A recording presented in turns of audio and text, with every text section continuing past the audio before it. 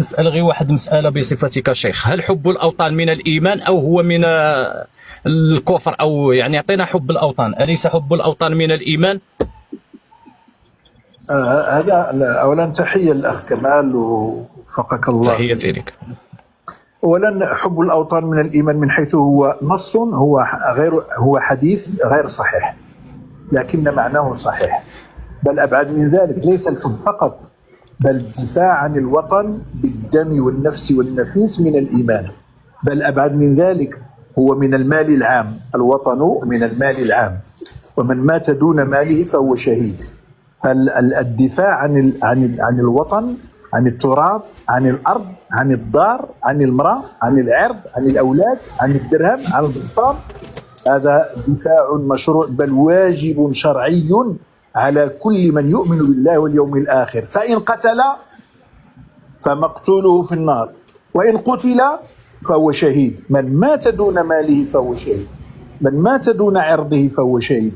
الدفاع عن الوطن شرف عظيم. وإلا فلماذا هذه المدارس الحربية والمؤسسات العسكرية وجحافل الجيوش والجنود وضباط الصف وضباط الشمس، لماذا كل هذه المؤسسات الأمنية وهذه الأسلحة وهذه الأموال الباهظة التي تنفقها الدولة من مال الشعب من أجل التسليح ومن أجل التحصين، من أجل بناء الحصول وبناء الأقمار الصناعية وبناء الأسلحة المتطورة من أجل الدفاع عن الوطن؟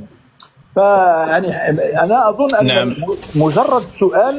مجرد سؤال لا ينبغي للمسلم أن يطرح هذا السؤال، لأن هذا من البديهيات، هذا من باب السماء فوقنا والأرض تحتنا.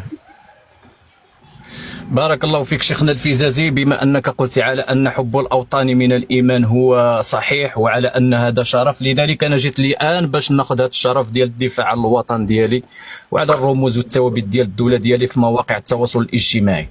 الأخ مراد أطلس، أنا لا أتساهل مع خونة الوطن والخونه ديال الداخل، راه هذاك هو الاستعمار الاكبر. لذلك بغينا نتخلصوا من الاستعمار وبقايا الاستعمار، علينا ان نحارب خونه الداخل كما قال فرحات حشاد لما خرجت فرنسا، قال بدأنا في محاربة المستعمر الأكبر ألا وهم الحركة والخونة الفرنسيين.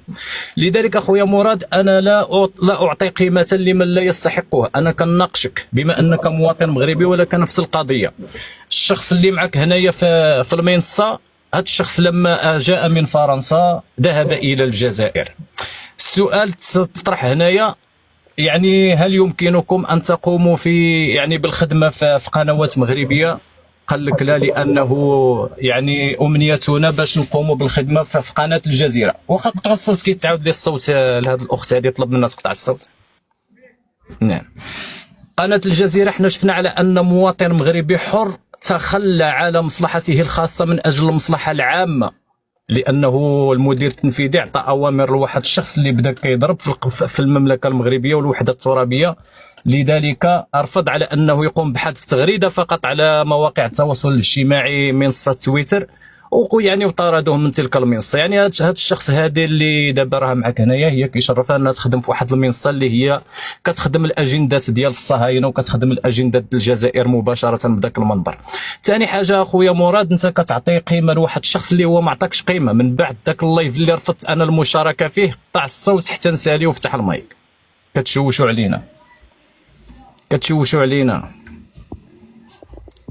علينا قطعوا الصوت حتى نسالي وفتحوا المايك. وديك الساعات هذا الشخص هذا عطيتيه واحد القيمه يا اخي وفتحتي له المجال وكنتي غالط في التوجه ديالو في النظريه ديالو. لذلك من بعد ما نزل عندك مهنه مشى اللايف ديال القروش وبدا يستهزئ بك وقال على انك لا تعرف حتى النشيد الوطني.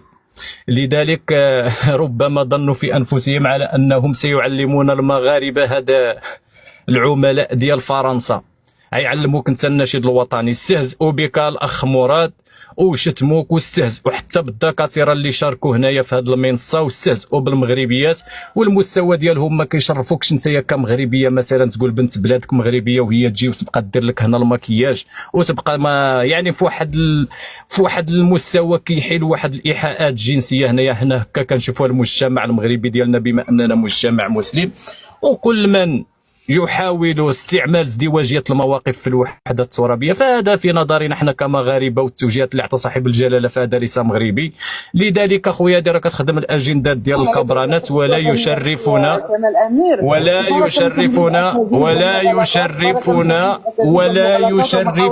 ان تكون بيننا الاخ مراد. لذلك هاد السيده هذه انت اللي غتهبطي دابا لتحت تاكلي الشعير لتحت، انت اللي غتهبطي تاكلي الشعير لتحت لانك بغيتي تستحمري العقول ديال المغاربه. انا لا هبطي تاكلي الشعير، هبط على هذا الميكروب اولا، لذلك لان هي الاولى اللي ضربت فيك وضربت في جميع المغاربه. وديك الصلاحيه ديال الصحفيه، حنا رحنا في التيك توك، حنا رحنا في واحد السوق، لذلك تكشفتي على الحقيقه ديالك. وداك المغربيه اللي كتحملي داك الجنسيه وتقولي انك مغربيه، انا لا يشرفني سكيني بنت بلادي مغربيه وتقسمي الوحده الترابيه د بلادنا، كتقولي وطنيه، والوطن اللي حماكي وحما الجدود ديالك والاصل ديالك جايه خدامه كتضربي فيه. واش جدودك كانوا كيتبناو هذا الطرح؟ واش جدودك ما ضحاوش على هذه البلاد ايام الاستعمار وما قبل الاستعمار؟ حتى تجي وحده كبرت في فرنسا وتربات في فرنسا وخدمت اجنده فرنسيه وتجي تفرضي علينا هنايا على انك مغربيه، وعلى ان حريه التعبير مكفوله في الدستور المغربي، وعلى انك تقولي الصحراء غربيه يعني بدستور، بنص دستوري.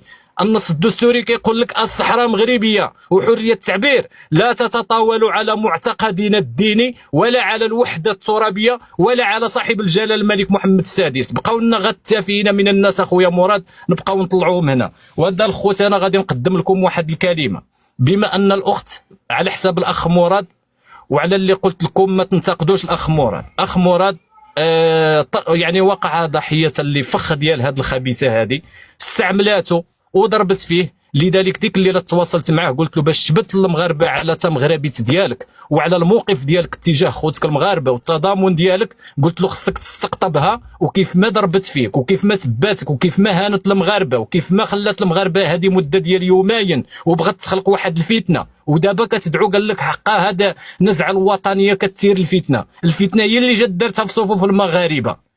لذلك قال لي الاخ مراد غادي نجيبها وقول لها الاجنده اللي كتخدمها وغنهبطوها بما يرضي المغاربه باش ما نبقاوش متفرقين. لذلك حنا راس الفتنه اليوم قطعناه، والحمد لله حنا مغاربه وحنا ملتحمين بالعرش الملكي ومتشبتين بالثوابت ديالنا اللي هي الله، الدين الاسلامي والوطن، مع الوحده الترابيه. ونقاشنا في الصحراء الشرقيه، ولا دخل لعملاء فرنسا لا في الزلزال ديال الحوز. حتى الرئيس ايمانويل ماكرون فاش بغى يتدخل جاوبناه وقلنا ما تخاطبناش، ولا للتدخل ولن نسمح لك حتى باخذ صوره في هذه الفيضانات اللي وقعت. كارثه طبيعيه.